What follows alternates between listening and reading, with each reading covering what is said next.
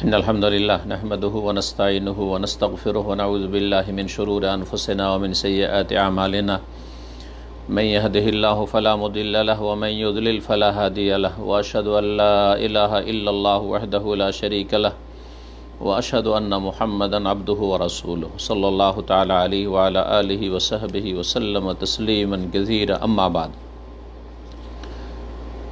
সম্মানিত শ্রোতা ও দর্শক মণ্ডলী, আল্লাহ রব্বুল আলমিনের প্রশংসা যে আল্লাহ রব্বুল আলমিন এক ও একক, যার কোনো শরিক নেই, যার শুকরিয়া আদায় করলে নেয়ামত বৃদ্ধি পায়, স্থায়ী হয়, যিনি সব কিছুর দাতা, তার হাতেই সব কিছুর চাবিকাঠি। ভালো মন্দর মালিক একমাত্র আল্লাহ রব্বুল আলমিন। অসংখ্য সালাত ও সালাম নাযিল হোক আমাদের প্রিয় নবী, শেষ নবী মুহাম্মদুর রাসূলুল্লাহ সাল্লাল্লাহু আলাইহি সাল্লামের ওপর, যিনি আল্লাহ রব্বুল আলমিনের কাছে চাইতে বলেছেন, সুখের সময় তার শুকরিয়া আদায় করতে বলেছেন, নিয়ামতের ওপর শুকরিয়া আদায় করার নির্দেশ দিয়েছেন এবং নিজেও শুকরিয়া আদায় করেছেন। শুকরিয়া আদায় করার তৌফিক আল্লাহর কাছে চেয়েছেন আর অকৃতজ্ঞতা, নাশুকরির ভয়াবহ পরিণাম সম্পর্কে সতর্ক সাবধান করেছেন। আমাদের ধারাবাহিক প্রশ্ন উত্তর প্রতি বৃহস্পতিবারে আমরা বেশ কিছুদিন ধরে চালিয়ে আসছি। আল্লাহ রব্বুল আলম যেন তাতে আমাদের বরকত দান করেন এবং সঠিক কথা বলার এবং শোনার এবং সেই অনুযায়ী জীবন গড়ার তৌফিক দান করেন। আজ 18 রবিউল সানি 1442 হিজরি মোতাবেক 3 ডিসেম্বর 2020। প্রশ্ন উত্তর শুরু করার পূর্বে কোরআনে কারীমের একটি আয়াত নিয়ে আলোচনা করব, মাত্র কয়েক মিনিট। সূরা ইব্রাহিমের আয়াত নম্বর 7-এ মহান আল্লাহ রব্বুল আলমিন তার শুকরিয়ার উপকারিতা সম্পর্কে বলছেন আর তার নাশুকরি, অকৃতজ্ঞ হওয়ার পরিণাম সম্পর্কে সতর্ক সাবধান করছেন। ওয়াইজ তাআযানা রাব্বুকুম, যদি তোমরা, আল্লাহ বলছেন যে স্মরণ করো যখন আল্লাহ রব্বুল আলমিন তোমাদের রব, তোমাদের প্রতিপালক ঘোষণা করছেন, আল্লাহর ঘোষণা, লাইন শাকারতুম লাযিদান্নাকুম, তোমরা যদি শুকরিয়া আদায় করো। কার শুকরিয়া আদায় করতে হবে? সবচাইতে বড় অনুগ্রহকারী, এহসানকারী, রহমান, রহিম, দাতা, আল ওয়াহাব আল্লাহ রব্বুল আলমিন।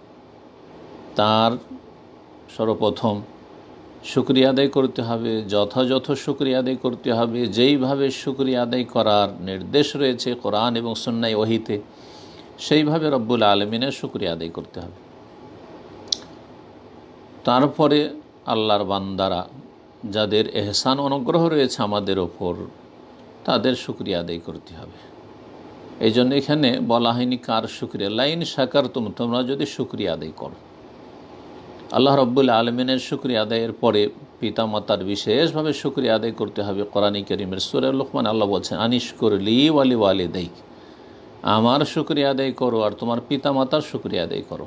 আল্লাহ রব্বুল আলমিন যিনি সৃষ্টিকর্তা আর আমাদের পৃথিবীতে অস্তিত্ব পাওয়ার, আসার মাধ্যম আল্লাহ রব্বুল আলমিনের পরে পিতামাতা, এবং তাদের মাধ্যমে আমাদের প্রতিপালন, তরবিয়ত হয়েছে। পিতামাতার শুকরিয়া আদায় করতে বলা হয়েছে।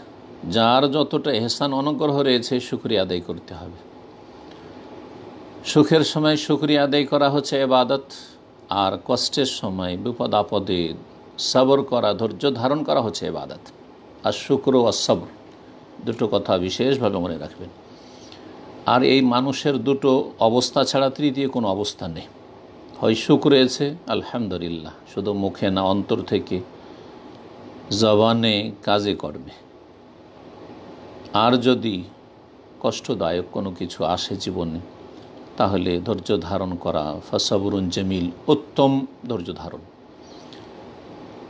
আল্লাহুম্মা আইন্না আলা যিকরিকা ওয়া শুকরিকা ওয়া হুসনি ইবাদাতিক, লাইন শাকারতুম, তোমরা যদি শুকরিয়া আদায় করো, লা আজিদান্নাকুম, আল্লাহ বলছেন অবশ্যই অবশ্যই আমি তোমাদের বৃদ্ধি করে দেব। শুকরিয়া আদায় করলে দুটো লাভ হয়। একটা হচ্ছে আল্লাহ বৃদ্ধি করবেন যেই নিয়ামতটা আল্লাহ দিয়েছেন সেটাকে বাড়িয়ে দেবেন আল্লাহ রাব্বুল আলামিন। আর একটি হচ্ছে যে নিয়ামত আল্লাহ দিয়েছেন সেই নিয়ামত স্থায়ী হবে, তার স্থায়িত্বকে বাড়িয়ে দেবেন, সেটা টিকে থাকবে, ধ্বংস হয়ে যাবে না, ছিনিয়ে নেওয়া হবে না, হাতছাড়া হয়ে যাবে না। অত্যন্ত গুরুত্বপূর্ণ বিষয়। আমাদের কাছে যে নিয়ামতগুলি আছে সেগুলি যাতে করে থাকে, সবসময় থাকে, যতদিন পর্যন্ত দুনিয়াতে আছে দুনিয়াবি নিয়ামত সম্পর্কে, এটা সবার মনের কামনা বাসনা, এটা হাসিল হওয়ার দাওয়াম, স্থায়িত্ব আসবে নিয়ামত। আর যে নিয়ামতগুলো আল্লাহ দিয়েছেন সেগুলি বৃদ্ধি করবেন, যা দেননি এখনও ঘাটতি আছে, প্রয়োজন আছে, সেটা আল্লাহ বৃদ্ধি করবে, মানে নিয়ামতের পরিমাণও বৃদ্ধি করবেন, নিয়ামতের কোয়ালিটি ধরনও বৃদ্ধি করলে আজিদান্নাকে অবশ্যই অবশ্য বাড়িয়ে দেব। কে না চাই যে তার নিয়ামতগুলি বেড়ে যাক? কে না চাই যে তার নিয়ামত স্থায়ী হোক? আল্লাহ রাব্বুল আলামিন যেন আমাদেরকে মনের আশা যেমন তেমন কাজ করার তৌফিক দান করেন। ওয়ালাইন কাফারতুম, আর যদি তোমরা অকৃতজ্ঞ হও, এখানে কুফর মানে নিয়ামতের কুফরি করা, অকৃতজ্ঞ হওয়া, নাশুকরি করা।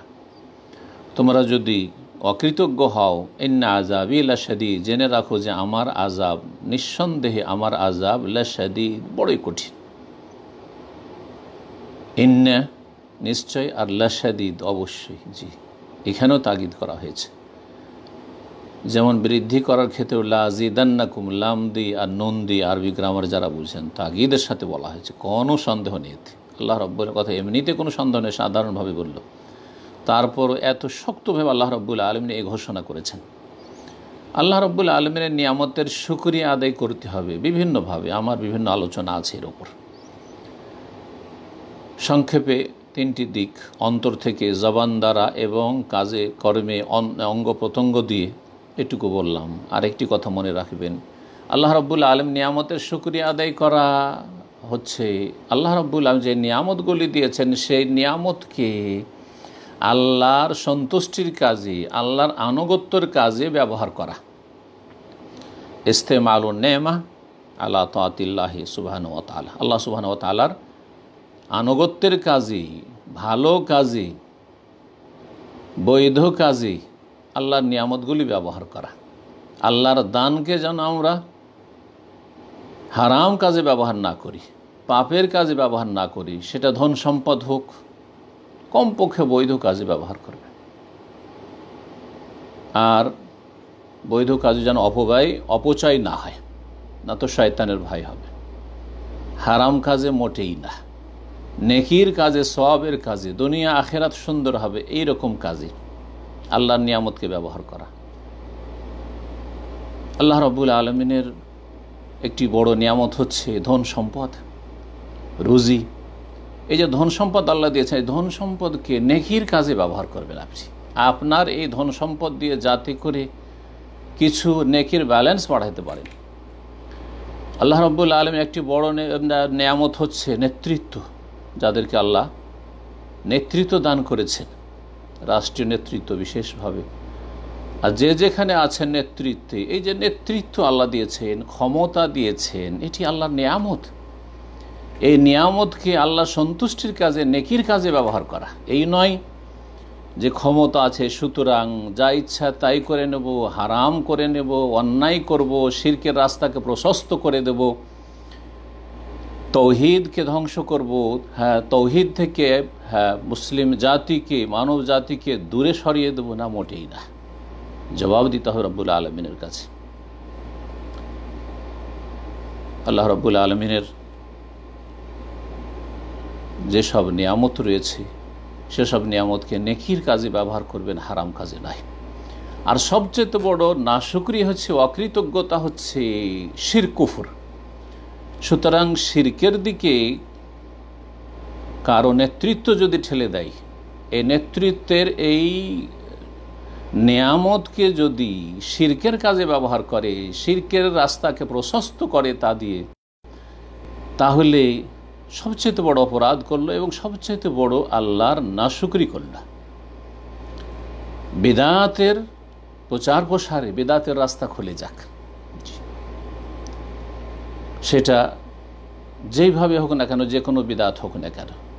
শিরক, জি, বহুমুখী শিরক রয়েছে, কিন্তু মূলত শিরক মানব জাতির মাঝে ছড়িয়েছে দুটি পদ্ধতিতে। একটি হচ্ছে মূর্তির মাধ্যমে, এই ভাস্কর্যের মাধ্যমে, আর একটি হচ্ছে এই কবর পাকা করার মাধ্যমে। এই দুটো রাস্তা যারা প্রশস্ত করে তারা আল্লাহ রাব্বুল আলামিনের চরম নাশুকরগুজার। আল্লাহ রাব্বুল আলামিন নাশুকরগুজার হলো তারা। সুতরাং ইন্না আযাবি লাশাদীদ, নিশ্চয়ই আমার আযাব বড়ই কঠিন, আল্লাহ রাব্বুল ঘোষণা করেছেন। আল্লাহকে ভয় করা উচিত।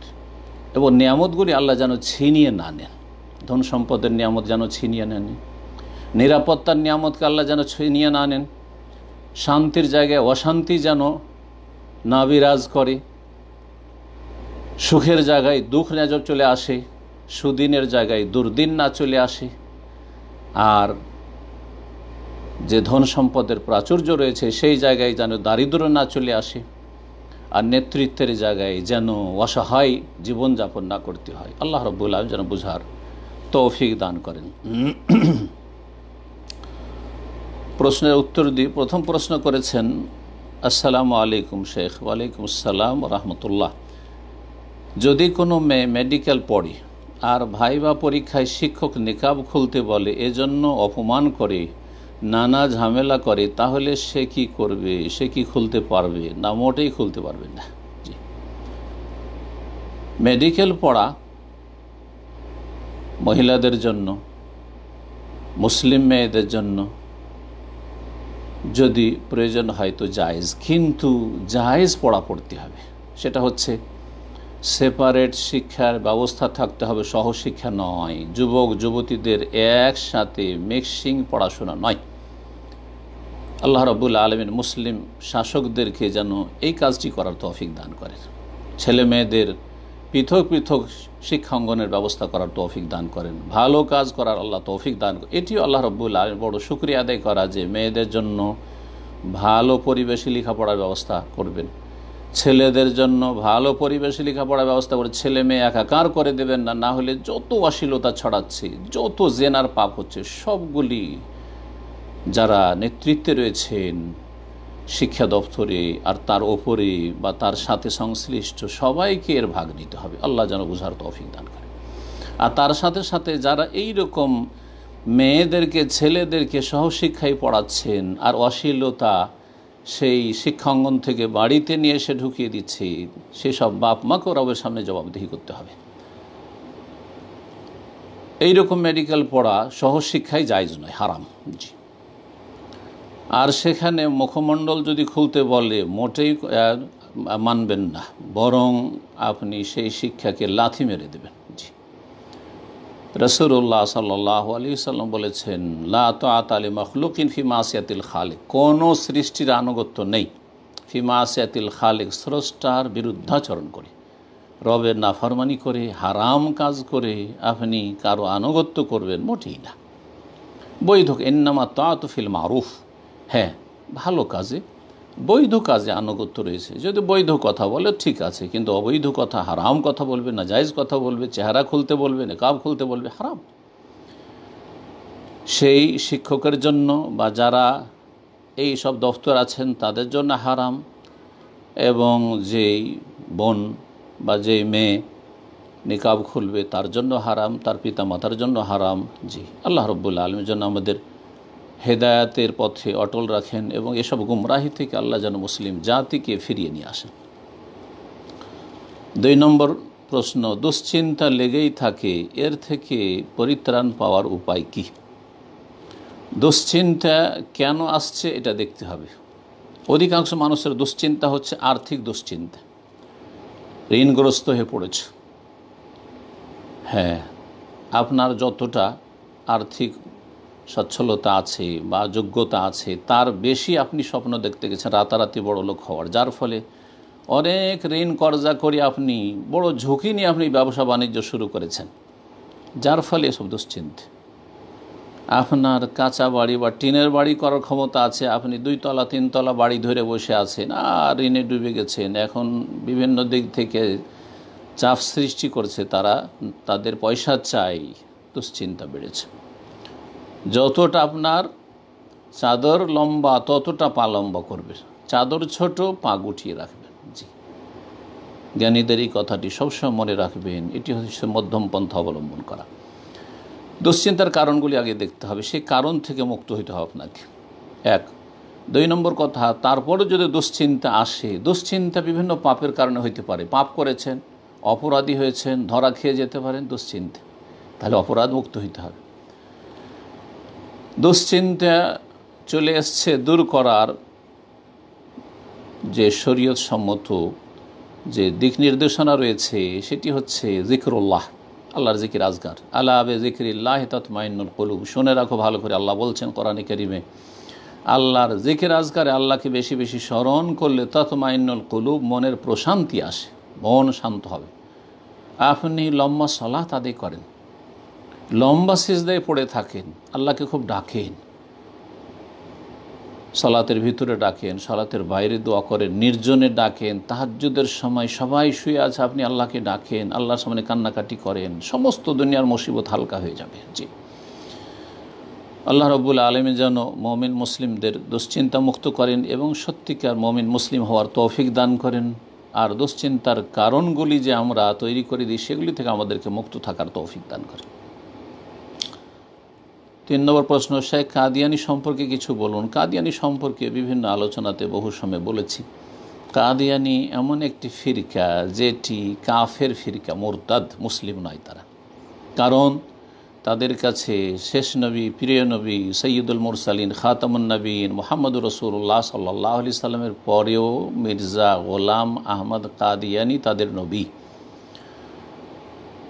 সুতরাং তারা রাসূলুল্লাহ সাল্লাল্লাহু আলাইহি সাল্লাম যে শেষ নবী, শেষ রাসূল, কোরআনে কারীমের ঘোষণা সূরা আহজাব, মা কানা মুহাম্মাদুন আবা আহাদিম মির রিজালিকুম ওয়ালাকিন রাসূলুল্লাহ ওয়া খাতামান নবিয়্যিন। মুহাম্মদ সাল্লাল্লাহু আলাইহি সাল্লাম হচ্ছেন রাসূল, আল্লাহর রাসূল, ওয়া খাতামুন নবিয়্যিন, এবং সর্বশেষ নবী। ও খতিমা বিন নবুওয়াত, নবুয়াতের সমাপ্তি ঘটানো হয়েছে তার মাধ্যমে, রাসূলুল্লাহ সাল্লাল্লাহু আলাইহি সাল্লাম বলেছেন। সুতরাং যেই ব্যক্তি এই ধারণা রাখবে যে রাসূলুল্লাহর পরে অন্য কোনো নবী আসতে পারে, সেটা যেইভাবে ব্যাখ্যা করুক না কেন, সেটা জিল্লি নবী বলুক, আকসি নবী বলুক, প্রতিচ্ছবি বলুক, যাই বলুক, এইসব মুরতাদরা তারা কাফের, মুরতাদ, মুসলিম নয়। সারা দুনিয়া যদি বলে কাদিয়ানি মুসলিম, আল্লাহ বলছেন না মুসলিম না, কাফের। জি, আল্লাহ যাদেরকে কাফের বলে, সারা দুনিয়া মুসলিম বলে যদি সার্টিফিকেট দেয়, এই সার্টিফিকেটে কোনো কাজ হবে না। আর আল্লাহ যদি একা বলেন যে তুমি মুসলিম, সারা দুনিয়া যদি ফতোয়া দেয় সহিহ আকীদার আলেম ওলামাদের ওপর, মুনাফিক, কাফির আর কার দালাল, তাতে কোনো যায় আসে না। ওয়ালা ইয়াখাফুনা ফিল্লাহি লাওমাতা লাইম, আল্লাহর জন্য কোনো নিন্দাকে তারা ভয় করে না। জি, তো কাদিয়ানি মুসলিম নয় এবং কাদিয়ানি থেকে সতর্ক সাবধান। কাদিয়ানি ঠিক খ্রিস্টান মিশনের মতো একটি মিশনারি। খ্রিস্টানরা যখন দেখলো, ইংরেজরা, যে ভারত উপমহাদেশে 250 বছর থেকেও তারা মুসলিম জাতিকে খ্রিস্টান বানাতে পারলো না, পেরেছে আদিবাসীদেরকে, কিছু হিন্দুদেরকে, তাদেরকে খ্রিস্টান বানিয়েছে, কিন্তু মুসলিম জাতিকে আলহামদুলিল্লাহ, যদিও তাদের বেদিনীর শেষ নেই আর তাদের বিভিন্ন জীবনের ক্ষেত্রে পাপের শেষ নেই, তারপর আলহামদুলিল্লাহ কিছুটা দিন আছে, কিছুটা কল্যাণ আছে উম্মতে মুসলিমায়, যেহেতু এটি শ্রেষ্ঠ উম্মত, যার ফলে তাদের ক্ষেত্রে তেমন তারা সফলতা লাভ করতে পারেনি, সাকসেস হয়নি, যার ফলে তারা অন্য একটা রাস্তা অবলম্বন, সেটা হচ্ছে মির্জা গোলাম আহমদ কাদিয়ানিকে দাঁড় করে তারা তাদেরকে কাদিয়ানি বানাতে চেয়েছে। কারণ তাদের উদ্দেশ্য হচ্ছে খ্রিস্টান বানানো নয়, ইসলাম থেকে বের করে নেওয়া। সেটা খ্রিস্টান বানানোর মাধ্যমে হইতে পারে, সেটা কাদিয়ানি বানানোর মাধ্যমে হইতে পারে, সেটা বেরলভী আহমদ রেজা খান বেরলভীকে দাঁড় করে তা মাজার পূজারি বানিয়ে দিয়েও হইতে পারে, আর সেটা বেদিন নাস্তিক বানিয়ে দিয়েও হইতে পারে, সুতরাং আর এটি শুধু আমি বলছি না, তাদের একটি কনফারেন্স ছিল, সেই কনফারেন্সে ঘোষণা করেছিল যে আমরা মুসলিমদেরকে খ্রিস্টান বানিয়ে সম্মানিত করতে চাই না, বরং তাদেরকে তাদের ধর্ম থেকে বের করে দিতে চাই, তারপরে না এই ঘাটে থাকবে না ওই ঘাটে থাকবে। জি, এটি হচ্ছে খ্রিস্টান মিশনারি থিওরি। সুতরাং পশ্চিমা দেশে যারা বসবাস করছেন অথবা পশ্চিমা সভ্যতায় যারা ভেসে গেছেন মুসলিম দেশে বসবাস করা সত্ত্বেও কাফেরদের পদে পদে অনুকরণ করছেন, সতর্ক সাবধান হয়ে যান। আপনাদেরকে লাঞ্ছিত দেখতে চাই কাফেররা, ইহুদি নাসারারা, আপনাদেরকে সম্মানিত দেখতে চাই না। সুতরাং সেটা কাদিয়ানি বানিয়ে হোক, সেটা বেরলভী মাজার পূজারি বানিয়ে হোক, আর সেটা নাস্তিক বেধর্মী মোনাফেক বানিয়ে হোক, ইসলাম থেকে বের করে দিয়ে হোক, এই সুযোগ কাফেরদেরকে দেবেন না যদি জ্ঞানী মুসলিম হন। আল্লাহ রব্বুল আলামিন যেন তৌফিক দান করেন। 4 নম্বর প্রশ্ন বলছেন, আমার ইসলামী ব্যাংকে নর্মাল অ্যাকাউন্ট আছে, আমি 1.5 বছর ধরে টাকা পাঠিয়েছি। কিছুদিন আগে কিছু টাকা পাঠিয়েছি, ফোন করে টোটাল ব্যালেন্স জানতে চাইলে দেখি 7-8 হাজার টাকা বেশি। এই বেশি টাকাটা কি আমার জন্য হালাল হবে? যদি ইসলামী ব্যাংকে অ্যাকাউন্ট থাকে, তো যেহেতু তারা দাবি করছে যে তারা সুদভিত্তিক কারবার করে না, বরং তারা মোদারাবা মানে আপনার পুঁজি আমাদের পুঁজি জনগণের কাস্টমারের পুঁজি খাটিয়ে তারা ব্যবসা করছে এবং ব্যবসা থেকে লভ্যাংশ দিচ্ছে, আর তারা নিশ্চিত বলে না যে এত পার্সেন্টেজ আমরা বাৎসরিক বা মান্থলি দেব, বরং আমরা লাভ লসের শরিক, আপনারা লভ্যাংশ থেকে আপনাদেরকে দিচ্ছি। সুতরাং জায়েজ, সেটা যদি আপনি খান তো জায়েজ। আর যদি আপনি অধিক সতর্কতা, আপনার তাকওয়া এবং ওয়ারা, আর দাবি হচ্ছে যে আপনি যদি সন্দেহমুক্ত শুবহাত মুক্ত থাকতে চান, তার সবচেয়ে ভালো, তাহলে মুক্ত হওয়ার জন্য সেই টাকাগুলি দান করে দেবেন। আলহামদুলিল্লাহ, আল্লাহ রাব্বুল আলামিন আপনার রুজিতে আরও বেশি বরকত দেবেন। এমনি সাদকা খেরাত করছেন, তো এই সন্দেহযুক্ত সামান্য কিছু টাকা পয়সার সংমিশ্রণ না ঘটিয়ে সেই টাকাগুলি যদি দান করে দেন সবচেয়ে ভালো। তবে সেটা আবশ্যক বলবো না, কারণ তারা বলছে যে আমরা ইসলামী ব্যাংক এবং ইসলামী কারবার করছি। যদি তাদের কথাই নয়ছয় থাকে তো তারা রবের সামনে জবাবদিহি করবে, তবে আপনাকেও সতর্ক থাকতে হবে। 5 নম্বর প্রশ্ন, পাইলটের চাকরি কি শরীয়ত সম্মত? আর একজন পাইলট কিভাবে সালাত আদায় করবে? কারণ তাকে এক এক সময় এক এক দেশে থাকতে হয়, এই সময় সে কোন জায়গার সময় মতো সালাত আদায় করবে?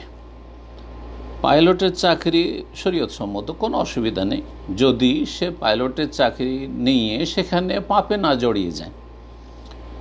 অনেক চাকরি আছে, চাকরিগুলি হালাল, কিন্তু পারিপার্শ্বিক অবস্থার কারণে বিভিন্ন পাপে জড়িয়ে যাওয়ার কারণে সেই চাকরি তখন হারামের দিকে চলে যায়। কিন্তু মূলত পাইলটের চাকরি করা জায়েজ, কোনো অসুবিধা নেই। পাইলট কিভাবে সালাত আদায় করবে? পাইলট যেখানে থাকবে সেখানে সালাত আদায় করবে। যদি সেখানে দাঁড়িয়ে সালাত আদায় করা সম্ভব হয় আর জায়গা আছে, তাহলে দাঁড়িয়ে সালাত আদায় করবে। আর যদি তাকে বসেই থাকতে হয় সিটে, সেখান থেকে ওঠা সম্ভব না হয় এই সালাতের সময় 5 মিনিট 10 মিনিটের জন্য, তাহলে বসেই সালাত আদায় করবে। যদি কিবলামুখী হওয়া সম্ভব হয়, যে কিবলার দিকে ফ্লাইটটি যাচ্ছে, তাহলে কিবলামুখী হয়ে সালাত আদায় করবে। আর যদি তা সম্ভব না হয়, উল্টো দিকে ডানে বামে উত্তর দক্ষিণ, কোনো অসুবিধা নেই। ফাইনামা তুওয়াল্লু ফাসাম্মা ওয়াজহুল্লাহ, যখন কিবলামুখী হতে সক্ষম নয় কোনো ব্যক্তি, সে পাইলট হোক অথবা কোনো বন্দী হোক অথবা কোনো রোগী অসুস্থ ব্যক্তি হোক, যে কোনো অবস্থায় নিরুপায় এখন কিবলামুখী হতে পারছি না বা কিবলা সম্পর্কে আমি বুঝতেই পারছি না, আর কেউ আমাকে বলার নেই, তাহলে যেই দিকটা আপনার, যে দিকটা পারছেন এবং যে দিকটা অনুমান হচ্ছে সেটা কিবলা, সেদিকে করবেন। এক কথায় ফাত্তাকুল্লাহ মাস্তাতাউ, যথাসাধ্য আল্লাহকে ভয় করো। এই ব্যক্তির সাধ্যে রয়েছে যে আমি বসে এইভাবেই সালাত আদায় করতে, এর বেশি আমি পারছি না, কিবলামুখী হতে পারছি না, কোনো অসুবিধা নেই। সেই অবস্থায় যথাসময়ে ওয়াক্তের ভিতরে সালাত আদায় করতে, ওয়াক্ত পার করা মোটেই জায়েজ নয়। যে কোনো অবস্থায় যতক্ষণ হুঁশ আছে সালাত ঠিক ঠিক টাইমে আদায় করতে হবে, যে সালাতের শুরু এবং শেষ রয়েছে তার মাঝখানেই আদায় করতে হবে। এক এক সময় এক এক দেশে থাকে, হ্যাঁ, যেই দেশে থাকবে দেখবে যে আমার এই ফ্লাইটটি এখন কোনখান দিয়ে কোন দেশ দিয়ে অতিক্রম করছে বা কোন দেশের কাছাকাছি হয়ে অতিক্রম করছে, যেই এলাকা দিয়ে অতিক্রম করছে সেই এলাকার টাইম ফলো করবে এবং সেখানকার সময় অনুযায়ী সালাতের টাইম ধরে নিয়ে সালাত আদায় করবে। আশা করি বিষয়টি বুঝতে পেরেছেন। 6 নম্বর প্রশ্ন, আমি একটি কোম্পানিতে কর্মরত রয়েছি, মাশাআল্লাহ আলহামদুলিল্লাহ, আমি দাড়ি রেখে দিয়েছি আলহামদুলিল্লাহ, কিন্তু আমার স্যার আমাকে দাড়ি রাখার জন্য একটি অ্যাপ্লিকেশন অফিসে দিতে বলছে। আমার কাছে এ ব্যাপারে তাদের কাছে অনুমতি নেওয়াটা ইসলামের অবমাননা হয় কি না, এ ব্যাপারে জানতে চাই। যদি সেখানে এইরকম বাধা নিষেধ থাকে বা পারমিশন নেওয়ার ব্যাপারটা থাকে যে পারমিশন চাইতে হবে, সেই জন্য পারমিশন চাইছেন, এতে ইসলামের অবমাননা নয়। কিন্তু পারমিশন চাইলেন, তারপরে পারমিশন দিল না, তখন আপনি চাকরি রক্ষা করবেন, আপনার দাড়ি এবাদত রক্ষা করবেন। তখন বলবো যে চাকরিকে লাথি মেরে দেন আর আল্লাহর উপর ভরসা করেন, আর আপনি আপনার দাড়ির এবাদতকে আপনি বহাল রাখেন এবং তার উপর আপনি অটল থাকেন। সুম্মাস্তাকাম ইন্নাল্লাযীনা ক্বালু রাব্বুনাল্লাহু সুম্মাস্তাকামু ফালা খাউফুন আলাইহিম ওয়ালা হুম ইয়াহজানুন। যারা বলল আমার রব আল্লাহ, আমাদের রব আল্লাহ, সুম্মাস্তাকাম, তারপরে সোজা হয়ে গেল, অবিচল, আমি দাড়ি রাখবো, রাখছি, আমি একজন মুসলিম, দাড়ি রাখতেই হবে, দাড়ি রাখা ওয়াজিব। এটি হচ্ছে ইস্তেকামা, এটি হচ্ছে অবিচল থাকা, এটি হচ্ছে অটল থাকা, দৃঢ় প্রতিজ্ঞ থাকা, দিনের ওপর প্রতিষ্ঠিত থাকা। তাহলে ফালা খৌফুন আলাইহিম, কোনো ভয় নেই, রুজির চিন্তা করিয়েন না। এই রুজি এইসব ম্যানেজারের হাতে না, এইসব হোটেলওয়ালাদের হাতে নয়, রুজি এইসব কোম্পানির মালিকদের হাতে না, বরং এদের রুজি রবের হাতে। জি, কত কোম্পানি দেউলিয়া হয়ে গেল, কত কোম্পানির মালিক অসহায় জেলে জিন্দগি কাটাচ্ছে। আল্লাহু আকবার, আলহামদুলিল্লাহ রাব্বিল আলামিন। তো তখন অবমাননা হবে যদি আল্লাহর নাফরমানি করে আপনি রুজি রক্ষা করতে যান, আর যদি সেই চাকরি বহাল রাখতে চান, তখন অবমাননা হবে ইসলামের। কিন্তু এমনিতে দরখাস্ত করলেন, সেটা হচ্ছে ফর্মালিটি তাদের, সে দরখাস্ত মঞ্জুর করলো, আর না করলেও আপনি আপনার পথ অবিচল থাকবেন। চাকরি থাকলো, না হলে বলেন যে আলহামদুলিল্লাহ, আমার রুজি তোমাদের হাতে না, আমার রবের হাতে।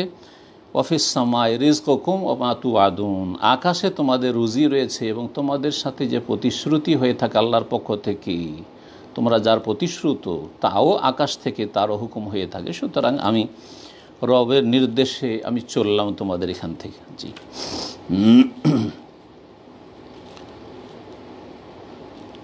7 নম্বর প্রশ্ন করেছেন, বর্তমানে সালাফি নামধারী কিছু লোক কথায় কথায় অমুক সালাফি নয় এ কথা বলে। স্কুল কলেজ পড়ুয়া ছেলেরা ইমাম আবু হানিফা রাহিমাহুল্লাহকে যারা করে, সালেহ আল মুনাজ্জেদ থেকে তাবদি করে, আরও অসংখ্য আলেম বা দায়ী যাদেরকে সালাফি আলেমরা ভালো চোখে দেখেন, তাদেরকেও তারা ছাড়ে না, তাদের নিয়ে উপহাস করে, কটু মন্তব্য করে, ব্যক্তিগত আক্রমণ করে।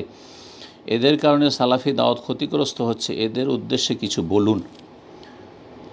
মনে রাখবেন যে প্রত্যেকটি হকের দুই দিকে বাতিল রয়েছে, জি, বা ভুল রয়েছে, বিভ্রান্তি রয়েছে। জি, ওয়াসাত আর এফরাত আর তাফরিত। জি, ওয়াসাত আর তারফান, দুই দিকে গুমরাহি রয়েছে। যেমন রাজপথে, কোনো পথে আপনি চলছেন, এখান থেকে আমরা মক্কা মদিনা যদি বাই রোডে যাই, তো রাজপথে মাশাআল্লাহ লম্বা চওড়া রাস্তা, চলতে আসেন, ডানে বামে কিন্তু গর্ত আছে, ঠিক তেমনই। তো সালাফি মানহাজ হচ্ছে সেই ইসলাম, যে ইসলামের উপর রাসূলুল্লাহ সাল্লাল্লাহু আলাইহি সাহাবায়ে কেরামদেরকে ছেড়ে গেছেন। সালাফ হচ্ছেন সাহাবায়ে কেরামগণ, সালাফ হচ্ছেন তাবেঈনগণ, সালাফ হচ্ছেন তাবেঈনগণ, স্বর্ণযুগের মানুষরা, রাসূলুল্লাহ সাল্লাল্লাহু আলাইহি ওয়াসাল্লাম তারা নির্ভেজাল অনুসারী ছিলেন। তো এটি হচ্ছে মধ্যম পন্থা। এর দুই দিকে রয়েছে রাওয়াফেজ আর খাওয়ারিজ। একদিকে খারেজিরে বেরিয়ে গেল আলী রাজার জামানে, আর একদিকে রাফেজি শিয়ারা বেরিয়ে গেল। এই দুটি হচ্ছে বিভ্রান্তি। এইরকমই যুগে যুগে সালাফি নাম দিয়ে এক সেই লোকেরা চরম পন্থা অবলম্বন করে সবাইকে সালাফি থেকে বের করে দেয়, কথায় কথায় বের করে দেয়। এরাও ভুল পথে রয়েছে। আর এরা সাধারণ জেনারেল শিক্ষিত লোক, বড় দুঃখের বিষয়, এরা ইমাম আবু হানিফা রাহমাতুল্লাহ আলাইহি সম্পর্কে যদি কোনো কথা বলে, তাহলে তারা নিজেরাই গুমরাহ, সাবধান। এইরকমই যে অন্য শেখের নাম নিয়েছেন, তার যদিও কিছু ভুলভ্রান্তি আছে, কিন্তু কথা হচ্ছে যে তার জন্য ভুলভ্রান্তি যারা ধরবেন তারা যোগ্য আলেম হবেন। জি, এই জেনারেল শিক্ষিত লোকেরা না, 2-4 অক্ষর পড়ে আরবিটাই ঠিক করে বুঝে না, আর বড় বড় আলেমদের যাদের বেশ কিছু মানহাজগত ভুল ত্রুটি হয়তো আছে, সেই জন্য ফতোয়াবাজি করবেন, এটাও চরমপন্থা। এটা আপনাদের কাজ নয়, এটা ভালো ভালো আলেমদের কাজ।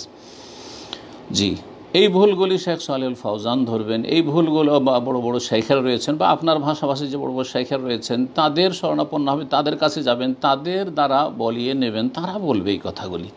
তারা জাতিকে শত্রু, তাদের ওপর দায়িত্ব রয়েছে। আপনার কি দায়িত্ব রয়েছে?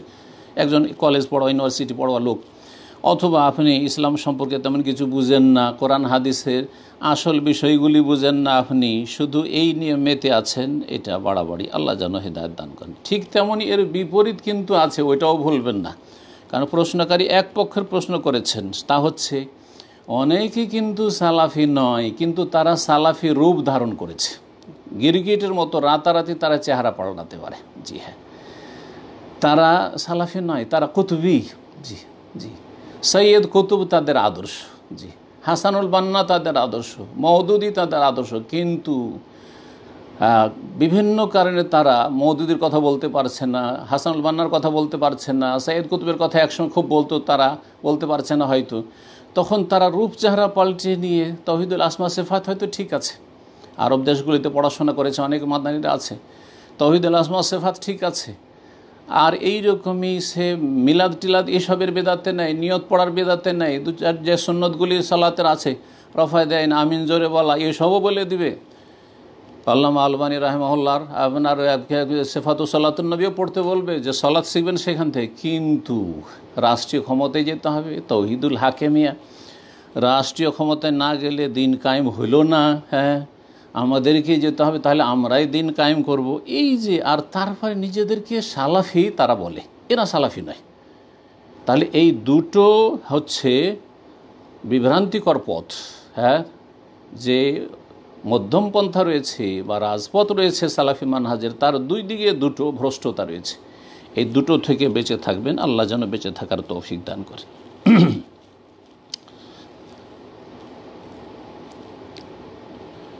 8 নম্বর প্রশ্ন, শেখ অনেকে ইমাম আবু হানিফা রাহিমাহুল্লাহর ব্যাপারে শেখ মুকবিল রাহিমাহুল্লাহর কিছু জারহা পেশ করে ইমাম আবু হানিফা রাহিমাহুল্লাহকে বাতিল বলেন, এই বিষয়ে আপনি কিছু বলুন, বা বিনীত অনুরোধ থাকলো। শেখ মুকবিল রহমতুল্লাহ আলী কী বলেছেন আমার জানা নেই। আর ইমাম আবু হানিফা রাহিমাহুল্লাহ সম্পর্কে, অথবা ইমাম শাফি সম্পর্কে, ইমাম মালিক সম্পর্কে, ইমাম আহমদ সম্পর্কে, বা কোনো ইমাম সম্পর্কে, এমন ইমাম যারা স্বীকৃত ইমাম, উম্মতে মুসলিমা তাদেরকে ইমাম হিসেবে মেনে নিয়েছে, ইমাম আবু হানিফা, শাফি, মালিক, আহমদ, তাদেরকে উম্মতে মুসলিমা ইমাম হিসেবে মেনে নিয়েছে, তাদের সম্পর্কে কেউ যদি মন্তব্য করে তো তার মধ্যেই গুমরাহি রয়েছে। এইরকম মন্তব্য করা আসলে ঠিক না।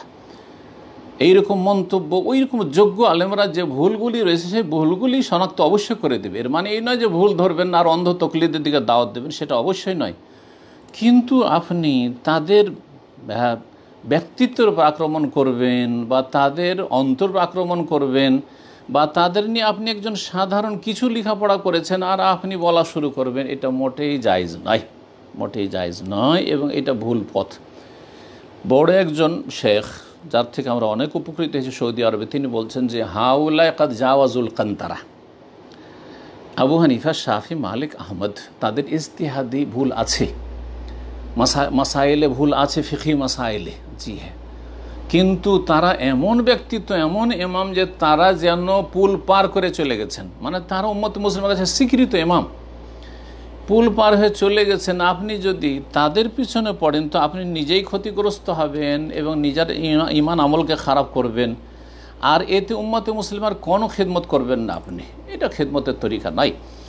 সুতরাং তাদের যে ইজতিহাদি ভুলগুলি আছে, যখন ওই মাসাইলগুলি আসবে, সেই মাসাইলে ভালো আলেম যারা বুঝেন তারা সতর্ক সাবধান করে দেবেন। ইমাম আবু হানিফা রাহিমাহুল্লাহর এই ইজতিহাদি যে ফতোয়াটি আছে সেই ফতোয়াটি ভুল। যেমন উনি বলেছেন সূরা ফাতিহা ফার্সিতে পড়লেও সালাত হয়ে যাবে, আল্লাহু আকবার, এই তকবীরে তাহরিমা থেকে শুরু করে যতগুলি তকবীর রয়েছে সবগুলি আল্লাহ বুজুর্গ বার্তা রাস্ত বললেও চলে যাবে, এটা হানাফি মযহাব। হ্যাঁ, মানবেন না, কিন্তু এইটা আপনি জনগণ, সাধারণ মানুষ, এগুলি আপনার। তারপরে যেটা ভুল, আপনি যদি সতর্ক, নিশ্চিত যে ভুলটা থেকে সতর্ক করে দেবেন, কিন্তু তাদের অনেক খেদমত রয়েছে, সেগুলিকে একেবারে উপেক্ষা করবেন না, অনেক খেদমত রয়েছে। এইরকম ইমাম শাফি, মালিক, আহমদের যেসব ইজতিহাদি ভুল রয়েছে, ভুল অবশ্যই আছে, তারা ভুলের ঊর্ধ্বে কেউ যদি মনে করেন তাহলে তাদেরকে নবী রসুল বানিয়ে দিল, এটা আরেক গুমরাহি। যদি কেউ মনে করে তাদের তাকলিদ ফরজ এবং তাদের কোনো একজনের তকলিদ তাদের করতে হবে এবং তারা ভুলের ঊর্ধ্বে ওহি কোরআন এবং হাদিসকে যাচাই করতে হবে তাদেরকে দিয়ে। অর্থাৎ যদি কোনো হাদিসের আবু হানিফা আমল করে থাকেন, শাফি মালিক আহমদ আমল করে থাকেন, তাহলে সেটা নেব না। না না, যদি দেখা যায় যে সেই মতটি শক্তিশালী, একজন ইমাম হয়তো সেটা নেয়নি, বিভিন্ন কারণ হতে পারে, যেগুলির বিস্তারিত আলোচনা বিভিন্ন কিতাবাদিতে রয়েছে। ইবনে তাইমিয়া রাহিমাহুল্লাহর একটি কিতাব রয়েছে রাফুল মালাম আনিল আইম্মাতিল আলাম। বড় বড় আইম্মা কেন আবু হানিফা শাফি মালিক অনেক সহি হাদিস পর আমল কেন করেননি? বিভিন্ন কারণ হতে পারে। হাদিসটা পৌঁছেনি, অথবা হাদিসটা পৌঁছেছে কিন্তু সহি সনদে পৌঁছেনি তাদের কাছে, তার মানে এই নয় যে সহি নয়, অন্য সূত্র সহি সূত্র ছিল কিন্তু বিশুদ্ধ সূত্রটি তাদের কাছে পৌঁছেনি, ইত্যাদি বিভিন্ন ওজরগুলি তিনি সেখানে উল্লেখ করেছেন। এক কথায় বড় বড় আইম্মা কেন সম্পর্কে আলোচনা সমালোচনা করা সাধারণ মানুষের কাজ নয়। যে যদি ভুল ত্রুটি থেকে থাকে, ভুল ত্রুটি আছে, কিন্তু তারা মুখলিসিন ছিলেন, আল্লাহ নেক বান্দা ছিলেন এবং তাদের অনেক ইসলামের খেদমত রয়েছে। তার মানে এই নয় যে তাদের অন্ধ তকলিদ করবেন, বরং চোখ খুলে আপনি তাদের ইত্তেবা করবেন, তকলিদ করবেন না। 9 নম্বর প্রশ্ন, আমার বিষয় হলো আমি রোজগার করিয়া বাবার নামে সম্পদ রাখলাম, বাবা এখন আমাকে দিয়ে দিলে জায়েজ হবে অন্যদেরকে না দিলে? আপনি রোজগার করেছেন, তারপরে বাবার নামে সম্পদ করেছেন, কাজটি ভুল করেছেন। হঠাৎ করে যদি মারা যেতেন আর আপনার স্ত্রী ছেলে মেয়ে আছে তো তাদেরকে তো বঞ্চিত করে রেখে যেতেন। সুতরাং এই তরিকাটাই ভুল। এটা আমাদের সে অজ্ঞতার কারণে করে। আর ওই বাপ মায়ের যে উচ্চ আকাঙ্ক্ষা যে আমাদের ধন সম্পদ সব, আমার ছেলেদের ধন সম্পদ সব আমার নামে হবে, এই যে ভুল মূর্খামি রয়েছে বাপ মায়ের মধ্যে, এইসব কারণে হচ্ছে। এগুলো গায়ের ইসলামী তরিকা নয়, ইসলামী দিক নির্দেশনা নয়। প্রথম এখানে আপনি এটা বাদ দেন এবং বাপ মাকে বোঝাবার চেষ্টা করেন। তারপরে যদি এমনটা হয়ে গিয়ে থাকে যে বাপ মায়ের নামে ছিল আর তারপরে পরে আব্বা আপনাকে দিয়ে দিচ্ছে, আপনার যতটা ছিল ততটা দিয়ে দিচ্ছে, তাহলে কোনো অসুবিধা নেই, সেটা আপনার ন্যায্য অধিকার, সেটি আপনি নিয়েছেন। ভাই বোনদের উপর জুলম অত্যাচার করবেন না, এক কথায়। 10 নম্বর প্রশ্ন করেছেন, উত্তেজনাবশত লজ্জাস্থান দিয়ে পানি বের হলে কি গোসল ফরজ হয়? পানি বলতে কি বুঝিয়েছেন আপনি? পানি তো 3 রকমের। পানি হচ্ছে মনি, জি, লজ্জাস্থান দিয়ে বের হয় মনি, বীর্য। যদি বীর্য সবেগে স্খলিত হয়, বেরিয়ে আসে, তাহলে গোসল ফরজ, উত্তেজনার কারণে। যেটা শুক্রবিন্দু, যেটা দিয়ে মানুষের সৃষ্টি, এটা যদি বেরিয়ে আসে উত্তেজনার সাথে, তাহলে গোসল ফরজ হবে। আর একটি পানি হচ্ছে মজি, যার কোনো রং থাকে না, মনির সাদা রং থাকে, যেটা পানির মতো, যেমন পানির কোনো রং থাকে না কিন্তু আঠা আঠা ভাব থাকে, চেটচেটে আঠা আঠা ভাব থাকে, এটা হচ্ছে মজি। একটু সামান্য উত্তেজনা হলে একটু বেরিয়ে আসে, এটা যদি বুঝান তাহলে এতে গোসল নেই, এতে উজু রয়েছে, উজু ভঙ্গ হয়ে যাবে আর কাপড়ে লাগলে কাপড় নাপাক হয়ে যাবে। আলী রাদিয়াল্লাহু তাআলা আনহু, তার খুব বেশি মজি আসতো। শ্বশুরকে কেমন করে জিজ্ঞাসা করবেন, লজ্জা লাগছে, বলছে ফামারতুল মেকদাদ আমার বন্ধু, তাকে বললাম যে আসআলা রাসূলুল্লাহ সাল্লাল্লাহু আলাইহি ওয়াসাল্লাম, রাসূলুল্লাহ সাল্লাল্লাহু আলাইহি ওয়াসাল্লাম জিজ্ঞাসা করতে বললাম। তখন রাসূলুল্লাহ সাল্লাল্লাহু আলাইহি ওয়াসাল্লাম বলছে ফিহিল উযু, তাতে উজু করতে হবে, উজু নষ্ট হয়ে যায়। উজু ভঙ্গের কারণ হচ্ছে মজি নির্গত হওয়া। রোগের কারণে, উত্তেজনার সাথে রোগের কারণে রোগী, আর রোগের কারণে যদি অসাড়তার সাথে লজ্জাস্থান থেকে কিছু বেরিয়ে আসে, সেটা হচ্ছে ওদি।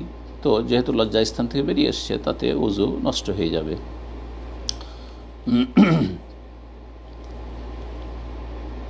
11 নম্বর প্রশ্ন, অমুসলিম দেশের মুসলিম বিদ্বেষী সরকারের অধীনে সরকারি চাকরি কি করা যাবে? শুনেছি যে অমুসলিম দেশের নাগরিকত্বের শপথ নেওয়া জায়েজ নয়। এর কারণ হলো এতে করে সার্বভৌম ক্ষমতার মালিকের বদলে সেসব দেশের সংবিধান ও আইনের আনুগত্যের শপথ নেওয়া হয়। যদিও তা শরিয়া বিরোধী হয়, তাহলে দিন প্রচার করতে যে এমন শপথ নেওয়া কি জায়েজ? তাছাড়া সেসব দেশে থাকতে যে কিছু হারামকে বাধ্য হয়ে মেনে নিতে হয়, সেক্ষেত্রে করণীয় কি? প্রথম প্রশ্ন করেছেন, প্রশ্নে তো বিভিন্ন দিক রয়েছে। মুসলিম দেশের মুসলিম বিদ্বেষী সরকারের অধীনে সরকারি চাকরি করা যাবে কি? যদি আপনি মুসলিম দেশে চাকরির সুযোগ সুবিধা না পান অথবা অমুসলিম দেশেই বসবাস করছেন বাধ্য হয়ে, তাহলে অমুসলিম দেশে বা অমুসলিম মুসলিম বিদ্বেষী বলেছেন, আর তার সাথে আরেকটু বাড়িয়ে দিয়েছেন যে মুসলিম বিদ্বেষী। যারা অমুসলিম তারা দুই রকম, এক হচ্ছে মুসলিম বিদ্বেষী আর একটা হচ্ছে সাধারণ অমুসলিম, কিন্তু মুসলিম বা ইসলাম বিদ্বেষীতা প্রকাশ করেন না। কারো ভিতরে কি আছে সেটা দেখার বিষয় নয়, বাহ্যিক ইসলামের শত্রুতা বা ইসলাম বিদ্বেষীতা প্রকাশ করে না। দুই রকম মুসলিম রয়েছে। মুসলিম বিদ্বেষী সরকারের অধীনে চাকরি করা, মুসলিম বিদ্বেষী যারা তাদের অধীনে আপনি নিরুপায় না হলে চাকরি করতে যাবেন না। আর এমনিও যদি অমুসলিম হয় অমুসলিম দেশে, তাহলে সেখানে চাকরি, মুসলিম দেশে চাকরি পেলে মুসলিম দেশে চাকরিকে প্রাধান্য দেবেন, যদিও সেখানে রুজি আপনার কম হয়, রোজগার কম হয়।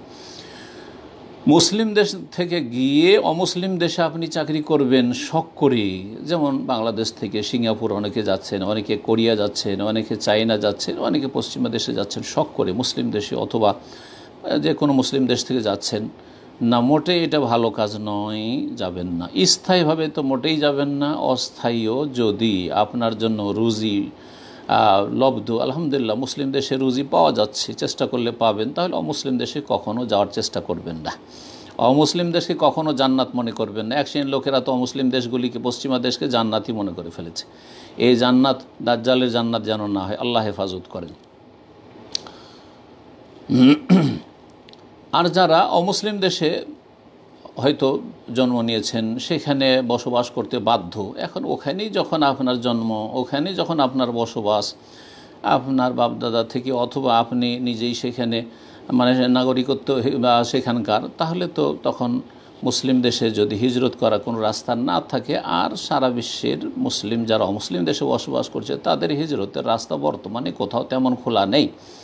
যখন এমনই পরিস্থিতি, যারা মুসলিম দেশে বসবাস করছেন আগে থেকেই, তারা সে দেশে চাকরি করবেন, কিন্তু যথাসাধ্য ইমানকে, ইসলামকে টিকিয়ে রাখার চেষ্টা করবেন। ইমান ইসলাম হারিয়ে দিয়ে সেসব দেশে বসবাস করবেন না, না হলে সেখান থেকে যে কোনোভাবে হিজরত করা আল্লাহ ফরজ করেছেন, হিজরত করার চেষ্টা করতে হবে।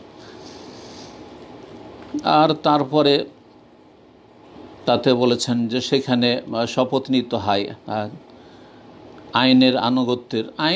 মুসলিম দেশে বা কয়টা দেশে ইসলামী আইন রয়েছে, সৌদি আরব ছাড়া বাকি আর কোথায় ইসলামী আইন রয়েছে, আল্লাহ হেফাজত করুন। সুতরাং সব একই কথাই, হয় অমুসলিম দেশ, আর না হলে লাতাত্তাবিউনা সুনানা মান কানা ক্বাবলাকুম, তোমাদের পূর্ববর্তী জাতির তোমরা অন্ধ অনুসরণ করবে, যে ভবিষ্যৎবাণী করেছে রাসূলুল্লাহ সাল্লাল্লাহু আলাইহি ওয়াসাল্লাম।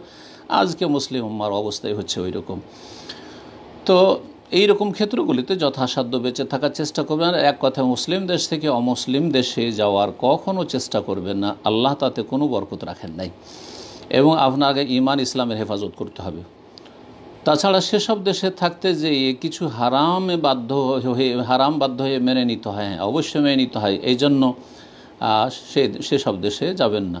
আর এখানে আরেকটি কথা, যে তাহলে দিন প্রচার করতে যে এমন শপথ নেওয়া কি জায়েজ? দিন প্রচার করতে অস্থায়ী যাবেন, স্থায়ীভাবে আপনি অমুসলিম দেশে দিন প্রচার করতে যাবেন মোটেই না। কেবারুল আলমা সৌদি আরবে শেখ সালেহ ফৌজান, তারা শেখ ইবনে উসাইমিন রহমতুল্লাহ আলাইহি ফতোয়া রয়েছে, শেখ ইবনে বাজ তাদের ফতোয়া রয়েছে যে যারা দায়ী আল্লাহ, দিনের দায়ী, তারা অমুসলিম দেশে যাবে।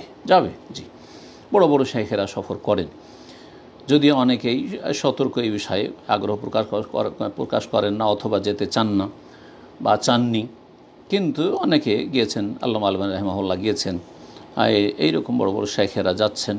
তো যাবে আর সেখান থেকে দিনের দাওয়াত দিয়ে আবার মুসলিম দেশে ফিরে চলে আসবে, যদি মুসলিম দেশে থাকা সম্ভব হয়। আল্লাহ যেন তৌফিক দান করেন আমাদের জন্য, আল্লাহ রাব্বুল আলামিন যেন আমাদের জন্য মুসলিম দেশে বসবাসকে সহজ করে দেন। রব্বে আনজিলনি মুনজালাম মুবারাক ওয়া আনতা খায়রুল মুনজিল, রব্বানা আনজিলনা মুনজালাম মুবারাক ওয়া আনতা খায়রুল মুনজিলিন। 12 নম্বর প্রশ্ন, হুজুর আমার বোনেরা তাদের সম্পত্তির ভাগ নেবে না, মুখে বলেছে যে তাদের লাগবে না, তাহলে আমরা কি এই সম্পত্তি খেতে পারবো কি না? আপনার বোনেরা মাশাআল্লাহ এত উদার যে তাদের সম্পত্তির ভাগ লাগবে না বলেছে, তো আপনিও একটু উদার হয়ে যান, আর উদার হয়ে আপনার বোনদেরকে বলেন যে আমার সম্পত্তি লাগবে না, আমাদেরগুলো তোমরা নিয়ে নাও। দেখি তো পৃথিবীতে একটা নজির কায়েম করে দেন তো, মাশাআল্লাহ, আল্লাহ যেন তৌফিক দান করেন। জি, বড় হাস্যকর বিষয়। বোনদের ভাগটা আপনারা খাওয়ার জন্য বড় আগ্রহী, কিন্তু নিজের ভাগটা যে বোনদেরকে দিয়ে দিব এইরকম মন মানসিকতা কেন তৈরি হয় না যে আলহামদুলিল্লাহ আমরা তো খেটে খেতে পারবো, আর বোন তো খেটে খেতে পারবেন না, বোন তো গিয়েছে তার স্বামীর ঘরে অনেক সময় অভাবে রয়েছে, সুতরাং আমাদের ভাগগুলি বোনদেরকে দিয়ে দিই, এইরকম অফার করেন। যেমন অফার আপনার বোনেরা করতে পেরেছে সেই অফারটা আপনারা করেন না, আলহামদুলিল্লাহ, তাহলে তো খুব ভালো। এইরকম নজির যদি কায়েম করে দিতে পারেন তো আমাকে একটু জানাবেন, তাহলে আপনাদের জন্য বিশেষভাবে দোয়া করব, আল্লাহ যেন রুজিতে বরকত দান করে। জি, কথা হচ্ছে যে আমাদের দেশের মেয়েরা বা বোনেরা তাদের ন্যায্য অধিকার সম্পর্কে সচেতন নয়, তাদের অধিকারই বুঝে না যে আল্লাহ রাব্বুল আলামিন তাদের ওই অতটাই অধিকার দিয়েছেন, ওইভাবে অধিকার যেইভাবে ছেলে সন্তানের অধিকার দিয়েছেন, বাপের ধন সম্পদে, মায়ের ধন সম্পদে যেমন ছেলেদের অধিকার রয়েছে, ভাইদের অধিকার রয়েছে, তেমনই বোনদের অধিকার রয়েছে, মেয়েদের অধিকার রয়েছে। এই কথাগুলি আমাদের দেশের মেয়েরা জানে না, বরং কুসংস্কার কি জানেন, ভাইদের কাছ থেকে জমি জায়গা নিয়ে চলে আসবো, ভাইদের ভাগ নিয়ে চলে আসবো, আরে ভিটে মাটি থেকে নেব, লোকে কি বলবে, আর তারপরে ভাইরা কি করে খাবে, এইগুলো শেখানো হয়েছে আমাদেরকে, অনইসলামী কথা শেখানো হয়েছে, যার ফলে লজ্জাতে নিতে চাই না, যার ফলে ভাইদের সামনে, আর ভাইদের মায়া বোনেরা বেশি করে, বোনেরা ভাইদের চাইতে অনেক বেশি মায়া করে, মায়া আছে দিনের জ্ঞান নেই। আর তারপরে সমাজে কুপ্রথা রয়েছে যে বোনেরা সব ভাগ নিয়ে চলে গেল। আমার আম্মা বলতেন বা আমার মামা বলতেন যে জমি জায়গার ভাগটা নেওয়ার ক্ষেত্রে, আমাদের ঘরের কথা বলছি, আল্লাহু আকবার, বলতেন যে জমি জায়গার ভাগ নিয়ে চলে আসবো তো ভাইদের বাড়ি যাতায়াতের জন্য কিছু রেখে আসবো না। তো তখন আমার আম্মাকে আমি বলতাম, ছোটোকালের কথা বলছি, যখন মাদ্রাসায় ছাত্রজীবন লেখাপড়া করি মদিনা আসার আগে, যে তাহলে তো এই হোটেল চাইতে খারাপ অবস্থা হইলে, হোটেলে তো খেয়ে দিয়ে পরে বিল দিতে হয়, আর এখানে আগে থেকে জমির বিল দিয়ে আসতে হচ্ছে, তাহলে আপনার ভাইয়ের আমার মামারা আপনাকে খাওয়াবে বা আমাদেরকে খাওয়াবে। দুঃখজনক বিষয়, দুঃখজনক বিষয়। এসব জেহালতজ্ঞতার কারণে এসব হচ্ছে। তো আপনার বোনদেরকে ভালো করে জানিয়ে দেন যে আল্লাহ কোরআনে কারীমের সূরা নিসাতে প্রথম দিকে রয়েছে, আল্লাহ ইরশাদ করছেন, ইউসিকুমুল্লাহু ফি আওলাদিকুম লিযাকারি মিসলু হাযিল উনসাইন। কোরআনে আল্লাহ রাব্বুল আলামিন ফারায়েজের ধন সম্পদের ভাগ বন্টন নিজেই করে দিয়েছেন, কারো হাতে ছাড়েননি। রাসূলুল্লাহ সাল্লাল্লাহু আলাইহি ওয়াসাল্লাম হাতে ছেড়ে দেননি যে তুমি ভাগ করে দাও, আমি কোরআনে এসব বলবো না। কোরআনেও কারীমে ভাগ করে দিয়েছেন, আল্লাহ স্বয়ং ভাগ করে দিয়েছেন। সাহাবায়ে কেরামদের জন্য ছেড়ে যাননি রাসূলুল্লাহ সাল্লাল্লাহু আলাইহি ওয়াসাল্লাম। আইমা আবু হানিফা, শাফি, মালিক, আহমদের জন্য ছেড়ে দেওয়া হয়নি, বরং স্বয়ং আল্লাহ বলছে ইউসিকুমুল্লাহ, আল্লাহ তোমাদেরকে নির্দেশ দান করছেন, ওসিয়ত করছেন, লিযাকারি মিসলু হাযিল উনসাইন, ছেলে সন্তানকে দুই মেয়ের সমান দেবে। আপনি 2 ভাগ নেবেন আর আপনার এক বোন 1 ভাগ নেবে। যদি আপনার 2 বোন থাকে তাহলে 4 ভাগ করবেন, 2 ভাগ আপনি দেবেন আর 2 বোন 2 ভাগ নেবে। প্রত্যেকটি খড়ে অংশ রয়েছে। ভিটে মাটিতে যদি দালান বাড়ি থাকে, প্রত্যেকটা ইটে আপনার যেমন ভাগ রয়েছে তেমন আপনার বোনদের ভাগ রয়েছে। আল্লাহ যেন এই বিষয়গুলি ছেলেদেরকে বুঝার তৌফিক দান করেন আর মেয়েদেরকে বুঝার তৌফিক দান করেন এবং সঠিকভাবে সুবিচার কায়েম করার তৌফিক দান করেন। অধিকাংশ আমাদের দেশের লোকেরা, বাপ মা জাহান্নামে যাবে মেয়েদের হক মারার কারণে, ভাইয়েরা জাহান্নামে যাবে বোনদের হক মেরে নেওয়ার কারণে। সুতরাং সাবধান, এই ক্ষেত্রে সাবধান। কখনো আপনার বোনেরা অফার করছে যে সম্পত্তির ভাগ নেবেন আর আপনি আর খুশির শেষে যে কাজ হয়ে গেছে, মোটেই না। বলবেন যে তুমি জানছো না, এটা আল্লাহ তোমাকে ভাগ করে দিয়েছেন, সুতরাং এটা তোমার, এটা আমাদের নয়। জি, যেমন আমাদের ভাগটা আমরা নিচ্ছি, আল্লাহ দিয়েছেন, তোমার ভাগটা তুমি নিচ্ছ, আমাদের কিছুই নিচ্ছ না, সুতরাং নিয়ে যাও, সোজা নিয়ে যাও। 13 নম্বর প্রশ্ন, ফরজ সালাত কাজা করার জন্য কি হারাম সময় মানা বাধ্যতামূলক, যেমন ফজরের সালাত? যে ফরজ সালাত কাজা করার জন্য, মানে কাজা হয়ে গেছে, অক্ত পার হয়ে গেছে, এখন কাজা করবেন, পুরা করবেন, তো যে নিষিদ্ধ সময়গুলি রয়েছে, হারাম সময় মানে নিষিদ্ধ সময়গুলি মানা কি বাধ্যতামূলক? 3টি সময় মানা বাধ্যতামূলক। 5টি সময় সালাত পড়া নিষেধ, তার মধ্যে 3টি সময়ে কাজা সালাতগুলি শুরু করবেন না। একটি হচ্ছে রাসূলুল্লাহ সাল্লাল্লাহু আলাইহি ওয়াসাল্লাম, এই হাদিস সহিহ মুসলিমে রয়েছে, সালাসু সাআতিন, 3টি সময় রয়েছে। নাহানা রাসূলুল্লাহ সাল্লাল্লাহু আলাইহি ওয়াসাল্লাম আন নুসাল্লিয়া ফিহিন্না ওয়া আন নাকবুরা ফিহিন্না মাউতানা। রাসূলুল্লাহ আমাদেরকে নিষেধ করেছেন এই 3টি সময়ে সালাত আদায় করতে আর 3টি সময়তে মাইয়াতকে দাফন করতে। একটি হচ্ছে হিনা তাতুল শামস বাযিগাতান, যখন ঠিক সূর্যটা উঠছে, ঠিক সূর্য ওঠার সময় সালাত শুরু করবেন না। মাইয়াতকে দাফন করতে নিষেধ করেছে। একটু থেমে যান, 10 থেকে 15 মিনিট থেমে যান, 15 মিনিট ব্যাস, পুরোপুরি যতক্ষণ পর্যন্ত সূর্যটি না উঠে যাচ্ছে। ওয়াহিনা তাকুম কায়মা জাহির, আর যখন ঠিক মাথার উপর সূর্য দুপুরবেলা জওয়াল হওয়া পর্যন্ত 10-15 মিনিট, তখন থেমে যান। আর ওয়াহিনা তাতাযায়্যাফুল গরুব, আর যখন সূর্য ডুবতে চলেছে, ঠিক ডুবছে সূর্য, তখন সালাত শুরু করবেন না। আর বাকি আর দুটো সময় যে নিষিদ্ধ সময়, সেটা হচ্ছে লা সালাতা বাদাল আসরে হাত্তা তাগরুবা শামস ওয়া লা সালাতা বাদাল ফজরে হাত্তা তাতুলা শামস। আসর পরে কোনো সলাত নেই সূর্য ডুবা পর্যন্ত, আর ফজর পরে কোনো সলাত নেই সূর্য ওঠা পর্যন্ত। এই যে আসর থেকে মাগরিব, এই সময় কাজা সলাত, কারণগত সলাতগুলি আদায় করতে পারবেন, বিনা কারণ নফল পড়া নিষেধ। এইরকম ফজরের সলাতের পরে আপনি কাজা সলাত আদায় করতে পারবেন, ঠিক সূর্য ওঠার সময় নয়, কিন্তু এখনও সূর্য উঠতে 10 মিনিট 5 মিনিট আছে। এমনকি 1 রাকাতও পেয়ে, একটি হাদিস রয়েছে 1 রাকাত পেয়ে যাবেন সূর্য ওঠার আগে, সূর্য ডুবার আগে 1 রাকাত পেয়ে যাবেন, তো বাকি 3 রাকাত আসরের আপনি কাজা করে নিতে পারেন সূর্য ডুবার সময়। এইরকমই 1 রাকাত পড়লেন আর সূর্য উঠে যাচ্ছে, সেই সময় আর 1 রাকাত পড়লেন, সেটাও জায়েজ রয়েছে। আল্লাহু তাআলা আলাম। 15 নম্বর প্রশ্ন। আমার প্রশ্নটা হলো, ইমামের পিছনে সলাত পড়তে আমি জোহর ও আসরের 4 রাকাত আমি সূরা ফাতিহা বলি, কিন্তু মাগরিব এশা ফজর উচ্চ স্বরে বলার সময় আমি শুনি। এখন কথাটা হলো, মাগরিবের 1 রাকাত এশার 2 রাকাত আমার সূরা ফাতিহা বলা শেষ না হতে ইমাম রুকুতে চলে যাই, আমিও সাথে যাই, আমি কি সঠিক নাকি সূরা ফাতিহা স্পিডে বলবো? সূরা ফাতিহা পড়ে নেবে। সতর্কতা হচ্ছে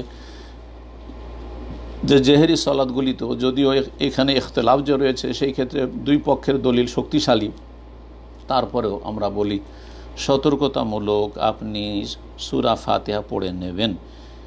দেখছেন যে ইমাম রুকুতে চলে গেল, যদি বেশি দেরি না হয়, 1-2 আয়াত আছে, তাড়াতাড়ি করে আপনি দেখবেন যে ইমাম তাড়াতাড়ি পড়ে, তখন আপনি তাড়াতাড়ি করে সূরা ফাতিহাটা পড়ে নেবেন।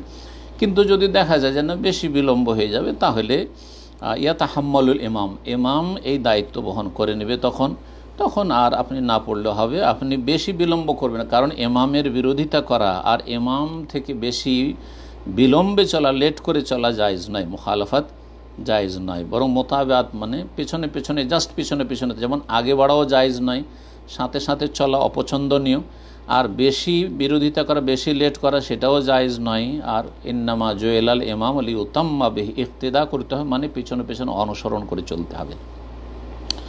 16 নম্বর প্রশ্ন। আমি একজন ডাক্তার, বিভিন্ন ওষুধ কোম্পানি বিভিন্ন উপহার দেয়, যেমন খাবার, খাতা, কলম, টাকা, টিভি ইত্যাদি, এগুলো নেওয়া কি হালাল হবে? যদি ভালো মানের ওষুধ হয় তবে কি হালাল হবে?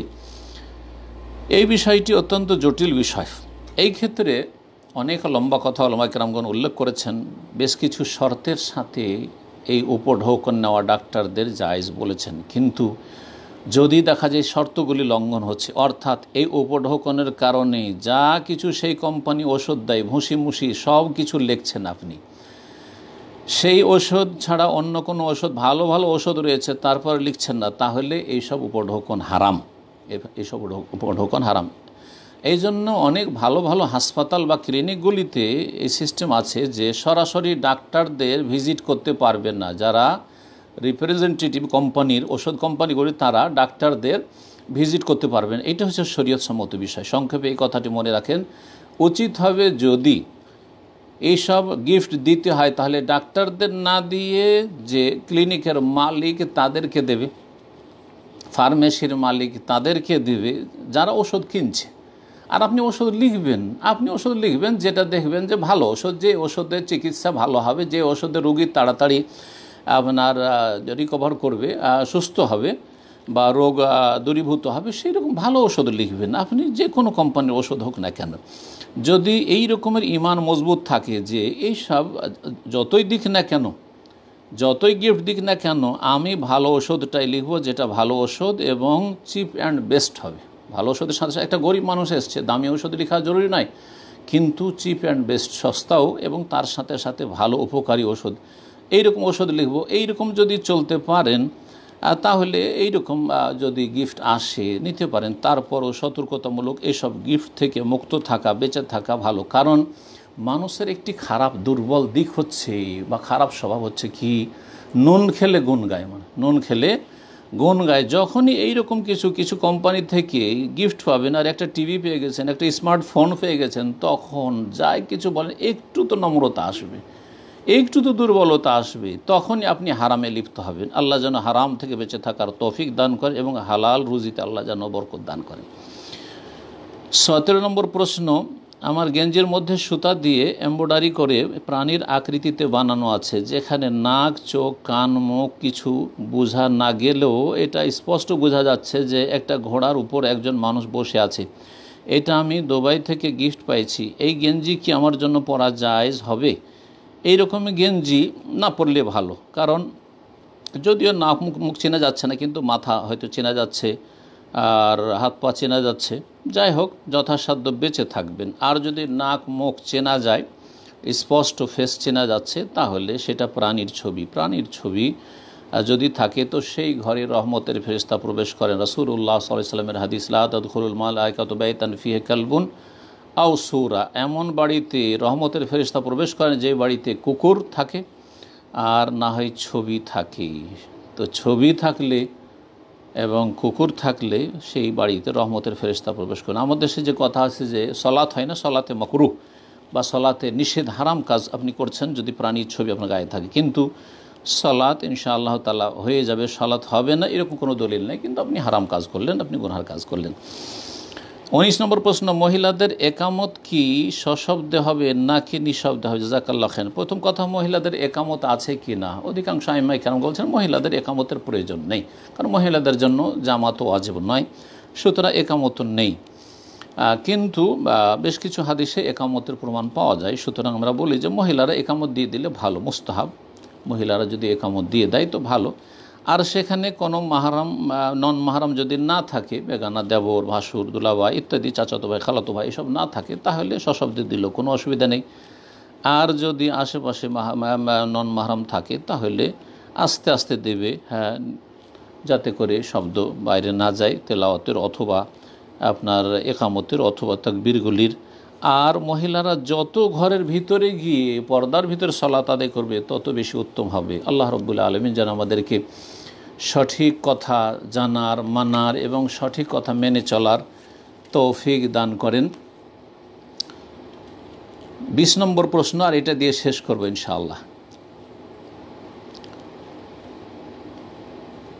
বলছেন যে আসসালামু আলাইকুম রহমতুল্লাহ। ওয়ালাইকুম আসসালাম রহমতুল্লাহ। সম্মানিত শেখ, আমার প্রশ্ন, আসরের সলাত ইমামের পিছনে 2 রাকাত পেলে বাকি 2 রাকাত সলাত কি সূরা ফাতিহা পড়ে আর একটা সূরা মিলাবো?